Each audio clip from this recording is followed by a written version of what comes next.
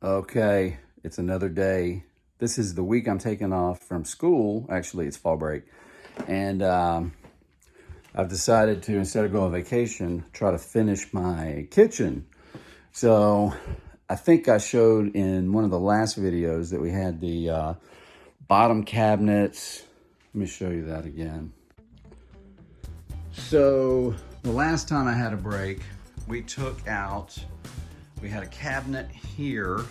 It was just a like a bread cabinet, not a fixed. It was portable, movable. And we had a tabletop here with cabinets underneath. So we took that out and we put in real ones, right? Put a nice countertop on it. Forgive the mess. You'll know why in a second. Then we took the refrigerator that we used to have. So we used to have a stove here and a refrigerator here. Well, we moved, got a bigger refrigerator, moved it here. We boxed it in.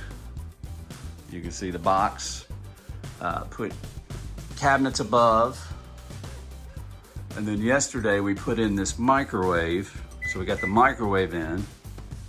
Stove will go here as soon as we can find a reasonable person to do gas. Super expensive to run gas, so hopefully we'll have a stove there. We put in all these lower cabinets. We kept our original sink. We had the sink refinished, but we kept the original sink. It's a 1918 house. This was from the 50s, I believe. So we wanted to keep that. I put in the dishwasher, showed that in the video. Got a cabinet to the side and then cabinet or countertop here too. And yesterday I put in, or day before yesterday, I put in this, put in this cabinet yesterday morning. And now I'm tackling this side. So I've got, had a fan hole here when they used to have a stove and it had a fan inside of it. So I'm plugging up that hole. I'm gonna put a corner cabinet here, so I'm not even gonna finish it. The only thing I'm gonna have to finish is over here on the side because I don't think I'm gonna be going all the way to the window frame. And then we're gonna tile down here. So today I'm doing that, working on that. And if I can get to it, I'm gonna pull this cabinet down and then work on having, actually I'm probably gonna wait, I probably won't have time. Today's Friday, go back to school on Monday. And I need some time for myself, so I think I'm gonna take Saturday off. So if I can get this cabinet up or the 2-3 cabinets up, I'll be good. So follow along and see what a true shade tree, so I call myself the shade tree mechanic, but this is a shade tree carpenter. Watch what I can do. And you can do it too. Trust me, I know you can do it. Just follow along. I'm gonna fast forward through most of the beginning part of putting this cabinet together. And the reason why I'm doing that is because I didn't take any video, sorry. But I'm gonna show you right here what that part of it is. So, there is a back piece. It's the back piece and the side piece. So basically there's two of these. So the first part of the video, I attached these two together and then I attached these two together right here. And then you come in where this has already been slid in. This is just a, I don't know what you call that, like a spine piece that you put in. And then you start adding the front panels, these kind of fascia pieces, and I think that's where we're gonna start the rest of the video. So this is the part where it's good to have your wife help you. So I'm putting on the top and the bottom here. So this is where I've got one side and one back put together, and now I'm putting on the top part. The bottom left corner, you see a little cutout. That's not shown in the instructions. Thank you, China.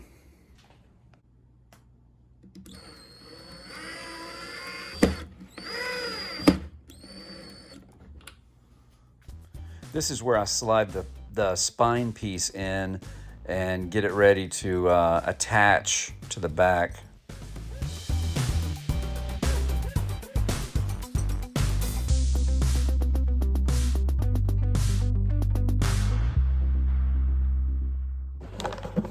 some of you are probably asking, are you nervous? No, not really. My wife's pretty good at telling me when I've done something wrong.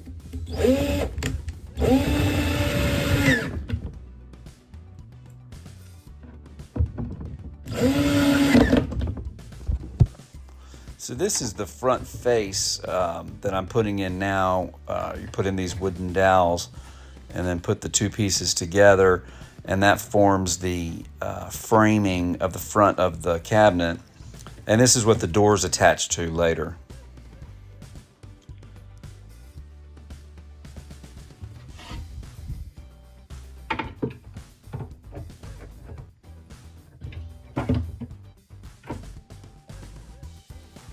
So if you're like me and you put stuff off for months and you leave things outside in the rain, covered, but in the humidity, you're gonna eventually need some extra tools. So if your wife ever asks you why you bought those tools, tell her eventually you're gonna make a mistake and you're gonna need them. All right, so I did have a problem with a warped board, but I also had a problem with these little pilot holes that they leave. On the inside, these pilot holes were closer to the gap, and the bracket was hanging over the gap a little bit, so it wasn't letting the board into the groove. So I had to take it out and then replace it after I got the board in. So keep an eye out for that stuff too. If you have a channel, you always want to make sure that these brackets don't go over the edge of the channel.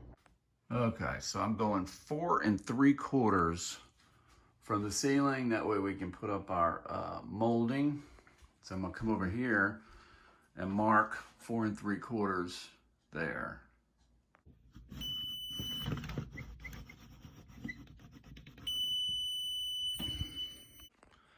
Okay, now what I've done is mark the studs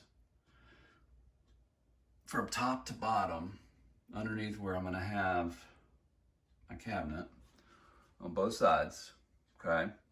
I've even built this little box here, and this is gonna help me hold it up while I anchor it into place. I'm hoping it fits the same as it did over here, because I marked this one over here and used this box. So I'm gonna try and see, set it up there and just see what it looks like. But that's how I'm gonna be able to do this on my own. I think it's gonna need to be a little higher, but we'll see. So I forgot to put some screws in the back. These attach the back of the cabinet to that spine. Okay, I forgot to take more video than I remembered forgetting to take. So I'm gonna move some stuff out of the way so I can show you what I did. All right, so when I made those lines in the, you can see the line right here. And then there is the screw that's anchored to the stud. And what I did was I measured from the outside edge to here, and then I came in, or actually the inside edge to here. Then I came inside and I marked a spot so I knew where to put those screws. You can see there, and I did that all the way around. Okay, and then in the corner, I knew I was going to be off. It was about 1.5 inches. So I took it in at an angle with a longer screw, a 3-inch screw. These are 2.5-inch screws, and then that's a 3-inch screw that made it to the, you can see over here, that line is the middle of the stud. So I had to angle it to meet that, basically. So I'm cleaning up the dust from the pilot holes that I drilled, and that basically kept me from splitting the cabinet when I put the screws in. So that wasn't so hard, was it?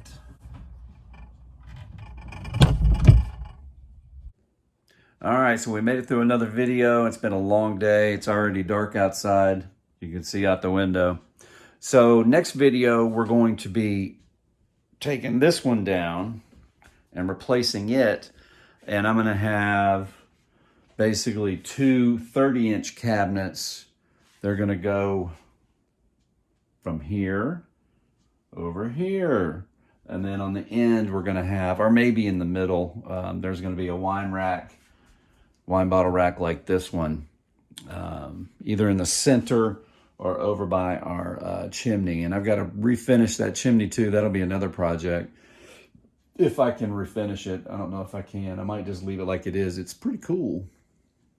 But yeah, so thanks for watching, and hit the subscribe button and the bell. Don't forget to hit the bell, so when that next video comes out, it'll come right to you. Thanks a lot.